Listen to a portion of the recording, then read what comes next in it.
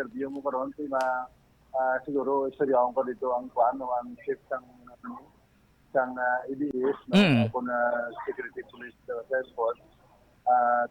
Kuan ko ko na nung sitwasyon dito. Oo, pero anyway, naghahambal man sila mayor nga there's nothing to worry kay do ay safe man kuno ang mga pasahero dira, wala man sang dapat kabalakan. Kung ikaw paglantaw mayor, kay peaceful man ang Silay City, do fully equipped man sa mga safety and security nga mga measures. Do you think this is something nga dapat tandaan sa mga nagakadto dira nga wala sila dapat kabalakan in terms of their security, mayor?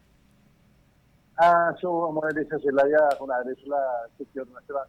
Especially dira sa airport no kaya nakita ko ang peace and order la increase gidra no kay mayara kita dira nga mga team nga SWAT team and then may mga kapulisan gidra nga na-deploy dira gid sa airport nato.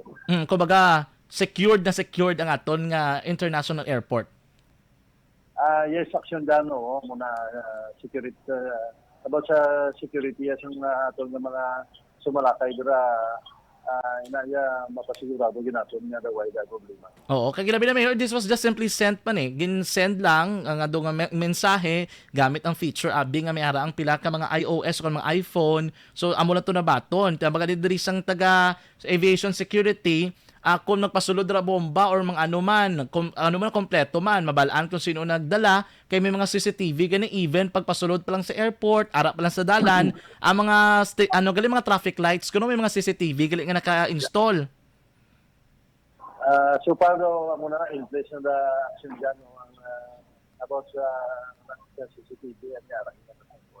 Oo. So, amo na mayor, no? That would be amo nang obrahon, ma-consult ka to sa ila. Agod may baluan nato ng pinaka natabo gyud impormasyon sinadira, no? Kay siguro so far dogin natatano naman ang plasta nila na control nilang situation dira sa Bacolod Silay International Airport. Liton kita mayor, recently you were awarded as a local chief executive of the year, no? Sang Nation Builders Awards, mayor. Action dyan sa nalikad na simana mo ni nakuha ako dito mga award sa Metro Manila. Can you please tell us something about ano ni sa party sa ano ni mayor?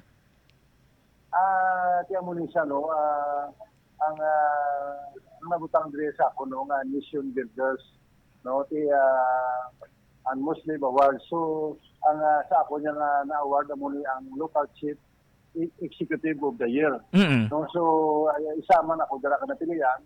Andre sa Negros daw napilian man ang mayor sang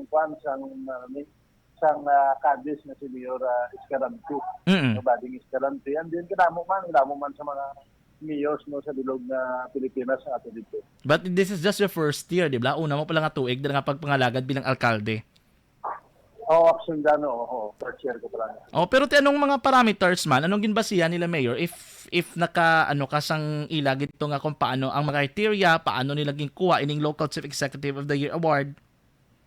So bago ko lang ko lang kanina nakita ang ilang mga kwan nga may ato dito nga mga na may mga picture dito nga na ano ni sa ilang mga nila na libro ni nga ginahatag ni Samon. Ang mga picture ang mga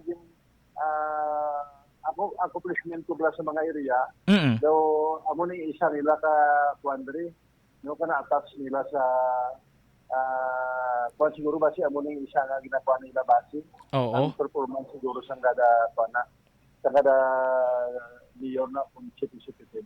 No, kay nakabutang gani mayor, I received a copy of a notice nga doon nakabutang for excellent and fruitful governance for the people of his city in Silay and proving himself worthy of recognition and emulation. Anong gulutuyag mo palambot mayor sa imong mga constituents dira sa Silay in your first year? You were awarded as the local chief executive of the year already. So, kaya ko yan bilang nga napilihan man kaya ako nagpasalamat man.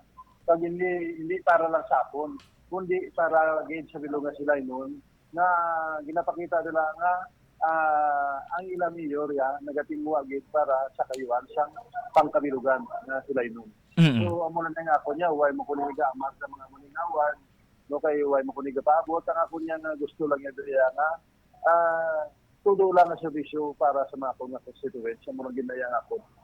Sige. Mayor Judith, thank you so much gid ha sa time nga gin-share mo diri sa amon sa Action Radio Bacolod. Mayor, mayong hapon.